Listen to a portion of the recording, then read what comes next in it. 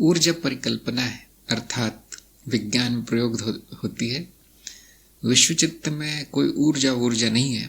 हम उसका प्रयोग बहुत कम करते हैं, शब्द का कभी कभी करते हैं जो विज्ञान संबंधित कोई विषय पे। विश्व चित्त में परिवर्तन है, ऊर्जा नहीं है। ये परिवर्तन क्या है, किसके कारण है, वो सभी जानते होंगे कि नाद मात्र है। नाद ही ब्रह्मनाद ही है, मेरा ही नाद है, अर्थात मेरा ही कंपन, मेरा ही स्पंदन है जो विभिन्न रूपों में प्रकट होता है। और क्योंकि यही है, अस्तित्व का एक चेहरा मात्र है, तो अनंत है। अनंत है इस तरह का परिवर्तन, संभावना अनंत है।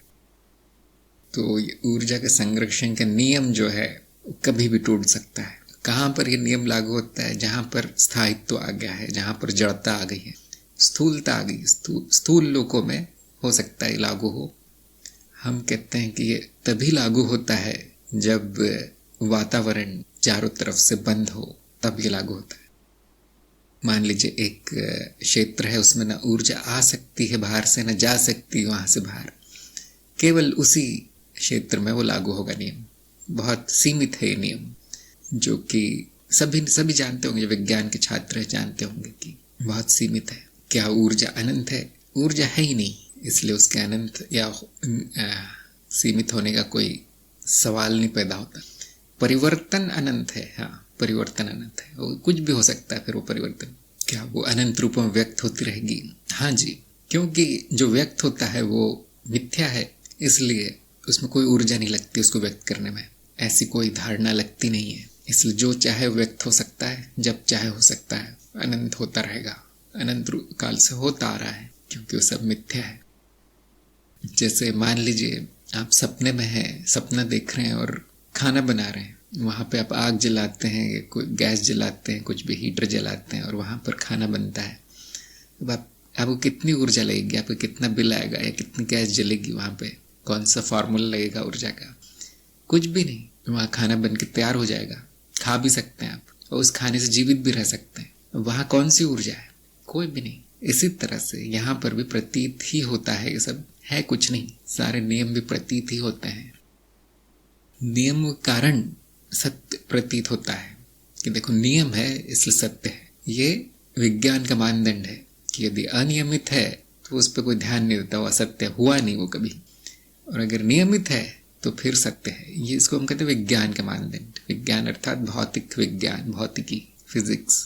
तो जैसे आपको एक पूर्वाभास हुआ है या किसी के मन की बात पता चल गई है, लेकिन वो किसी नियम पर बैठ नहीं रही, नियमित नहीं है, वो रोज नहीं होता, वो सबके साथ भी नहीं होता, तो विज्ञान कहेगा ये झूठ है, इसका कोई प्रमाण नहीं है।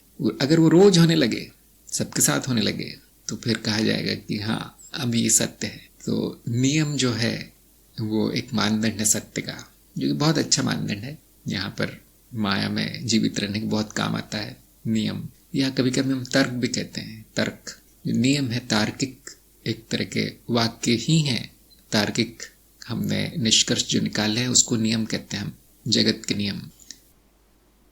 तो आप देखेंगे चित्त की अवस्था बदलते ही नियम बदल जाते हैं, इसलिए स्वप्न अवस्था, सूक्ष्म अवस्था में दूसरे नियम दिखाई देंगे। वहां फिर ये सब ऊर्जा के सारे नियम सब बेकार हो जाएंगे। चित्त परिवर्तन मात्र है, चित्त में भौतिक नियम नहीं लगते, चित्त के नियम लगते हैं, जो कि सबने पढ़ लिए होंगे, सुन लिए होंगे, सबने जान लिया होगा अभी तक जो भी कार्यक्रम में हो वो, या फिर चित्त के नियम का वीडियो देख लीजिए जिन्होंने नहीं देखा है। जो मैं संरक्षण का नियम बता रहा था वो दिया गया वहां पे, जिसको कि हम कहते हैं संतुलन का नियम। हर चीज संतुलन में चलती है। ऊर्जा का जो नियम है वो चित्त के संतुलन के नियम से ही निकला है। तो ये सब लोगों का होमवर्क है कि भौतिकी के नियम चित्त के नियम से कैसे जुड़े हैं वो आप पता कर सकते हैं, बहुत आसान है।